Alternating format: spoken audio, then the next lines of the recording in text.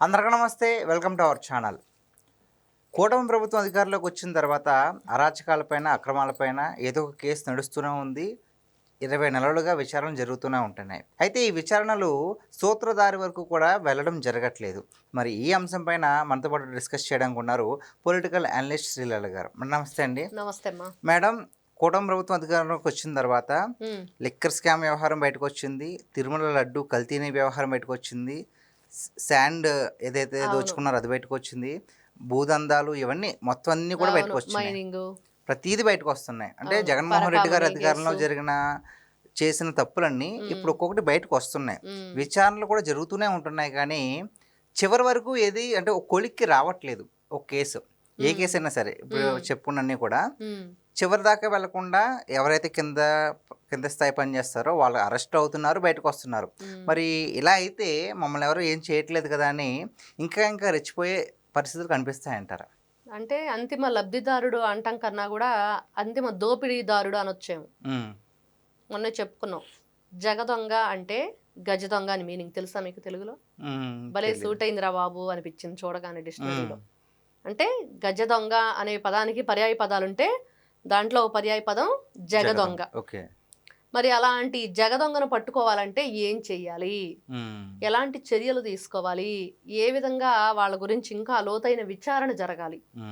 ఈ రోజున ఒక భయంకరమైన విషయం ఏంటంటే, మనం ఎన్నోసార్లు చెప్పుకున్నాము, మద్యం కుంభకోణంలో ఏవన్గా ఉన్న రాజకేశ్ రెడ్డి మొన్న సుప్రీంకోర్టును ఆశ్రయించాడు. నాకు బెయిల్ మంజూరు చేయండి. అందరూ కూడా దీంట్లో ఉన్న వాళ్ళందరూ కూడా బెయిల్లో బయటికి వెళ్ళిపోయారు, నేను మాత్రమే ఉన్నాను, మరి నాకు కూడా బెయిల్ ఇస్తే నేను వెళ్ళిపోతాను అని. దాన్ని పూర్తిగా పరిశీలించిన సుప్రీంకోర్టు ఏం చెప్పిందంటే, చాలా దారుణమైన విషయాలు దానిలో వెలుగులోకి వచ్చాయి. అంటే ఈ రోజున బిల్డింగ్కి ఆర్కిటెక్ట్ ఉంటాడు, మరి అతను పాత్ర ఇతను పోషించాడంట ఈ కుంభకోణంలో. ఎవరు? రాజకేశ్ రెడ్డి. మరి ఓకే, బిల్డర్ ఎవరు? మరి అతనికి పని అప్పు చెప్పాము, నా బిల్డింగ్ ఈ మోడల్లో కావాలి అంటే ఇతను ఒక ఆర్ట్ గీసి, ఇదిగో ఈ ప్లాన్ చెప్తాడు ఇంజనీరు, ఇదిగో ఇక్కడ ఇది వస్తుంది, ఇక్కడ ఇది వస్తుంది, ఇన్నంతస్తులు, ఇంత ఆధునీకరణంగా ఇప్పుడు ఉన్నదానికి అనుగుణంగా మనం కట్టుకుందాము, దీనివల్ల ఫ్యూచర్లో ఇలాంటి ఉపయోగాలు ఉంటే రకరకాలు చెప్తాడు. ఎవరి ద్వారా కట్టించాలనేది కూడా చెప్పే అవకాశం ఉండిద్ది, ఇంకా మెళకువలు ఉంటే దాంట్లో. కానీ దీనికి ఎవరైనా సరే ఒక బిల్డర్ అనేవాడు ఉంటేనేక. మరి ఎవరు ఆ బిల్డర్ ఇప్పుడు ఈ మద్యం కుంభకోణంలో? మరి అదేవిధంగా ఇక్కడ తెలిసింది, ఆ రోజు నేను అది విన్నప్పుడు సుప్రీంకోర్టు ఇచ్చిన తీర్పులో, మరి ఎందుకు ఆంధ్రప్రదేశ్ ప్రభుత్వం విచారణ ఇంకా అవసరం లేదని సిట్టుకి చెప్పింది, తదుపరి విచారణ. మరి ఎందుకు మధ్యలోనే ఆపేసింది? తీసుకెళ్ళాలి కదా ముందుకి. ఏం జరుగుతుంది ఈ రోజున? అందరం కూడా చాలా మంచి ప్రభుత్వం అధికారంలో ఉంది, ప్రజా సమస్యలు పరిష్కరించిద్ది. ఏదైతే పిల్లల ఫ్యూచర్ బంగారు బాట వేయడానికి నారా చంద్రబాబు నాయుడు గారు కంకణం కట్టుకున్నారు. మరి తను ఏ విధంగా గతంలో తెలంగాణను తీర్చిదిద్దారో మనం చూసాము. ఈ రోజున బిల్ గేట్స్ మరి హైదరాబాద్లో ఉన్నప్పుడు మరి నారా చంద్రబాబు నాయుడు గారిని కలిసిన బిల్ గేట్స్ ఈ రోజున ఆంధ్రప్రదేశ్ అమరావతిలో అడుగు పెట్టారంటే మరి అది అసలు మామూలు విషయమా? మరి అంత గొప్ప చరిత్రగా ముందుకు తీసుకువెళ్తున్నప్పుడు మరి ఈ చరిత్రహీనులను కూడా మరి పట్టి లోపల వెయ్యాలి కదా అనేది ఈ రోజున ప్రతి ఒక్కరిలో ఉన్న అసంతృప్తి. కేవలం జగన్మోహన్ రెడ్డి గారు ప్రజల్లో అసంతృప్తి ఉంది కూటమి ప్రభుత్వం మీద అంటున్నాడు అంటే అది ఏంటి అంటే, జగన్మోహన్ రెడ్డి గారిని ఎందుకు అరెస్ట్ చేయలేదు అనేది.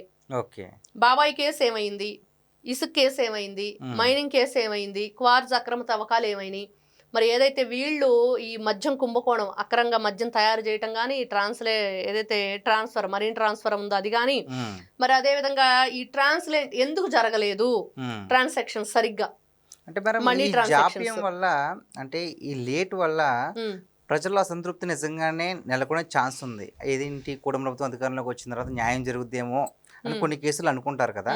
మరి ఇలాగా మధ్యలో ఆగిపోవడం వల్ల మరి ప్రజలు ఏ విధంగా అర్థం చేసుకుంటారు? ఇక్కడ అర్థం చేసుకోవటానికి రకరకాలు. ఇప్పుడు నేను ఆలోచించింది మీరు ఆలోచించకపోవచ్చు, మన ఇద్దరం ఆలోచించేది వేరొకరు ఆలోచించకపోవచ్చు.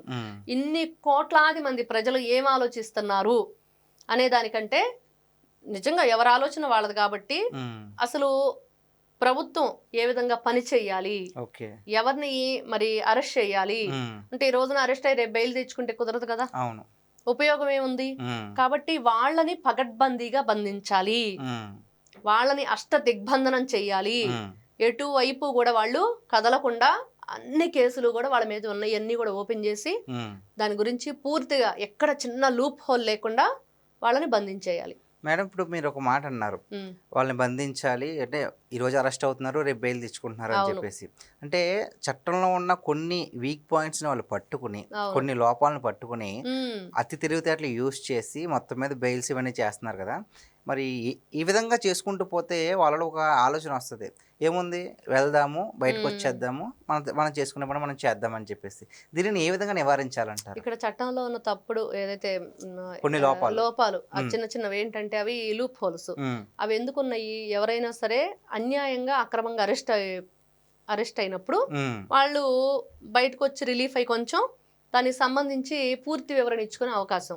ఉమ్, కానీ ఈ రోజున దొంగలు కూడా దాని నుంచి రిలీఫ్ తీసుకుంటుంటే ఎలా ఉంటది మనకి? అవును.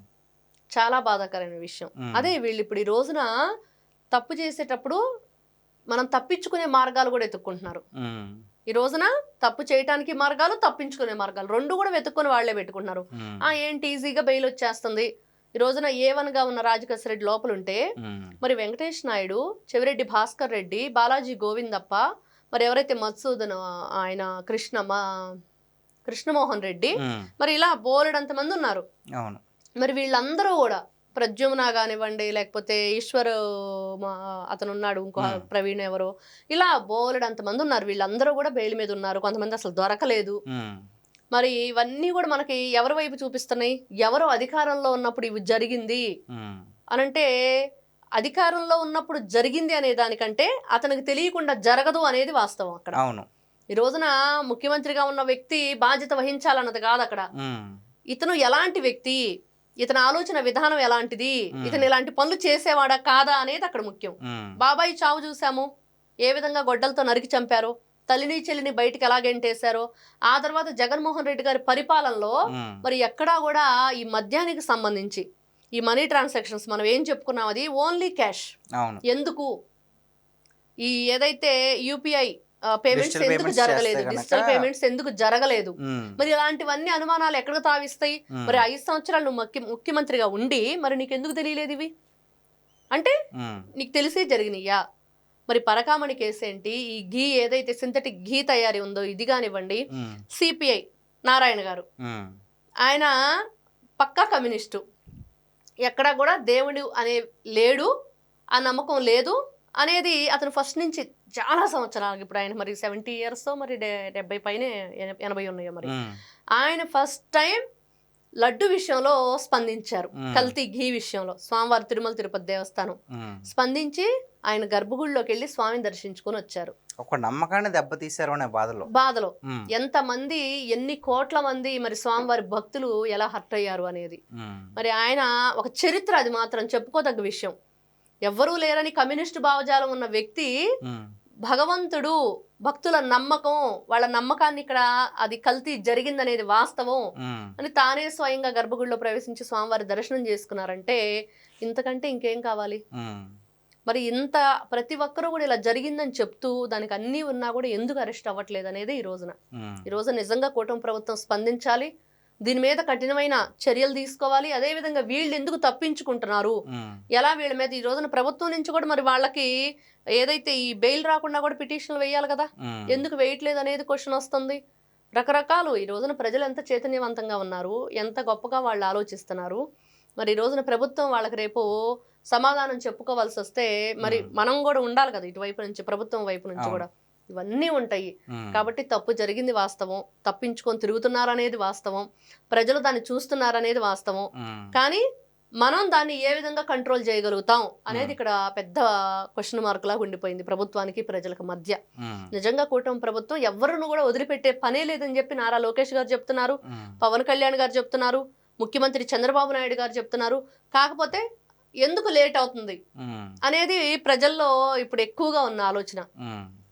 అన్నీ ఉన్నాయి కదా అని, కానీ ఇంకా తెలియాల్సినవి ఏమున్నాయి అనేది అటువైపు నుంచి మనం ఆలోచించాలి. కొన్ని ఇప్పుడు మనకి కొన్ని విషయాలే తెలుస్తున్నాయి వెలుగులోకి, కానీ ప్రభుత్వం ఇంకా తెలుసుకోవాలని, ఇంకా లోతైన విచారణ తెలుసుకొని పగడ్బందీగా బంధించాలనే ప్లాన్తోనే వెళుతుందని అయితే అనిపిస్తుంది. థ్యాంక్ యూ అండి. నమస్తే అమ్మా.